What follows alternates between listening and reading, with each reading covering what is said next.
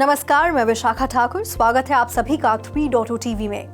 Virtual digital assets और VDA markets नीचे trade कर रहे थे क्योंकि यूएस एफओएमसी मिनट्स की हालिया रिलीज इन्फ्लेशन पर प्रगति की कमी पर चिंता का संकेत देती है। बिटकॉइन मार्केट कैप के हिसाब से सबसे बड़ी क्रिप्टो करेंसी $70,000 के महत्वपूर्ण निशान के करीब ट्रेड कर रही है।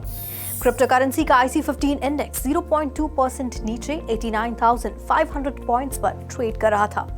दिलचस्प बात यह है कि ब्लैक रॉक के स्पॉट बिटकॉइन ETF में मंगलवार को $290 मिलियन से अधिक का इनफ्लो दर्ज किया गया, जो कि 5 अप्रैल के बाद से इसका उच्चतम एक दिवसीय आंकड़ा है और इस महीने के पिछले उच्च स्तर से लगभग 3 गुना अधिक है। 16 मई को $93 मिलियन कुल मिलाकर ETF ने लगभग नेट इनफ्लो में $300 मिलियन का निवेश किया।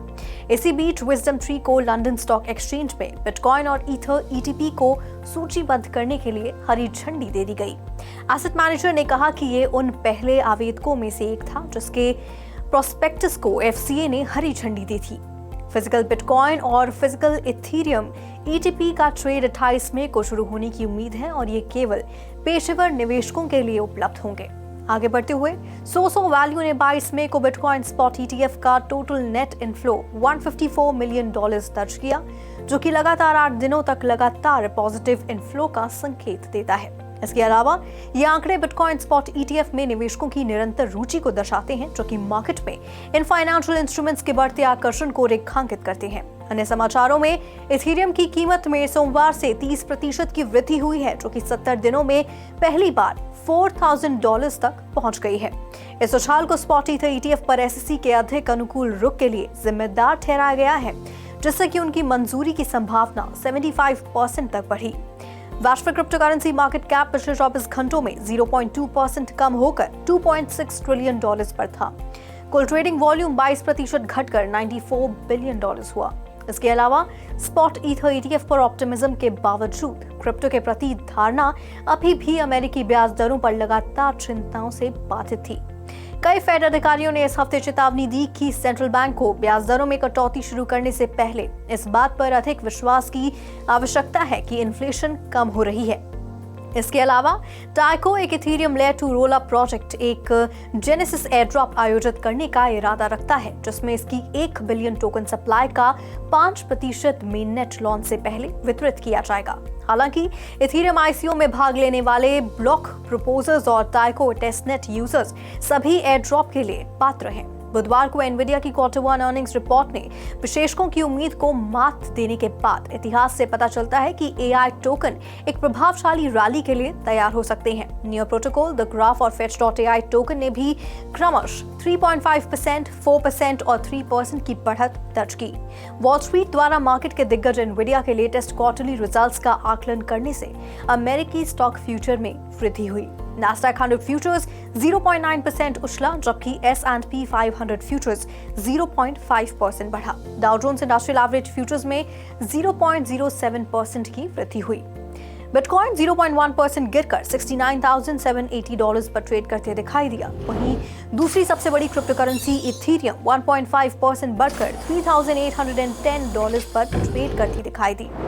BNB 1% गिरकर $614 पर ट्रेड करते दिखाई दिया, तो वहीं सोलाना का सोल 1.1% नीचे था और $177 पर ट्रेड करते दिखाई दिया। बात करें कार्डानो के ADA टोकन की, तो वह 0.8% गिरकर $0.48 पर ट्रेड करते दिखाई दिया।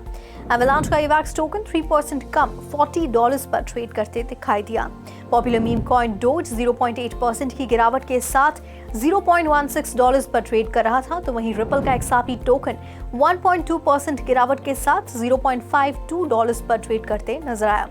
पोल्काडॉट का डॉट टोकन 0.7% गिरकर $7.6 पर ट्रेड कर रहा था। हालांकि पॉलीगॉन मैटिक 1% बढ़कर $0.73 पर ट्रेड कर रहा था, तो वहीं शिबा इनू 2% बढ़कर ट्रेड करते दिखाई दिया। आज के लिए कॉइन मॉनिटर में फिलहाल इतना ही। ऐसी ही Web3 से जुड़ी अपडेट्स के लिए लॉग ऑन करें हमारी वेबसाइट www.3voicetv.io पर या फिर स्कैन करें QR code.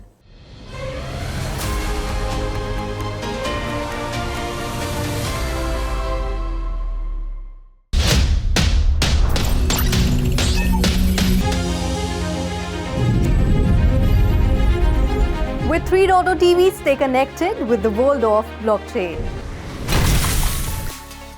Stay up to date with infinite world of NFTs. Come explore and evolve with 3.0 TV in the metaverse. So many coins, so much volatility.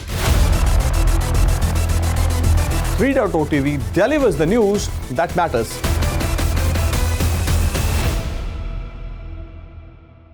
Ethereum has experienced a 30% increase in price since Monday, reaching $4,000 for the first time in 70 days. This surge is attributed to the SEC's more favorable stance on spot Ether ETFs, increasing the likelihood of their approval to 75%.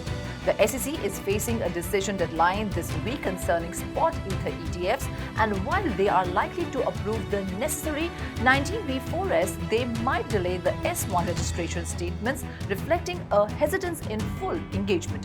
Bloomberg analyst James Seyffert suggested ETF listing could be weeks away. At least 5 issuers, including major financial entities, have filed revised 19B4 applications aligning with the SEC's regulatory concerns. The anticipation of SEC approval has boosted the cryptocurrency market, with the ETH token currently trading at $3,758.98. A single trader managed 3 interconnected wallets initially purchased approximately 6.44 trillion tokens using only 0.041 ETH, equivalent to $83. The trader's approach was calculated, holding the entire balance without selling any as Pepe's value skyrocketed. Transactions fueled this massive rise were carried out on April 15, 2023 across 3 separate wallets under the control of a single individual.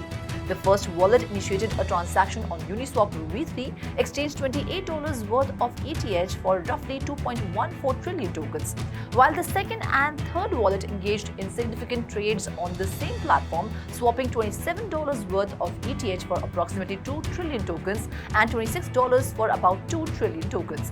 Within a year, the value of Pepe tokens surged by 21,564 times. Gala Games' native token Gala has experienced a 20% increase in price in the last 24 hours following a major hack event. The incident led to the unauthorized minting and sale of 600 million tokens and a permanent locking of 4 billion tokens. To address this, Gala Games has proposed formalizing the burn of these tokens, including 600 million from the central Gala treasury. The token burn will permanently remove 5 billion Gala tokens from circulation. Gala's price has risen by 78% in the last 90 days, trading at an average of $0.047. Its 24-hour trading volume is down by 7% to $792 million, and its market cap stands at $1.68 billion. The proposal will commence the development of an upgraded contract, with the contract upgrade and token burn scheduled to be completed within 72 hours.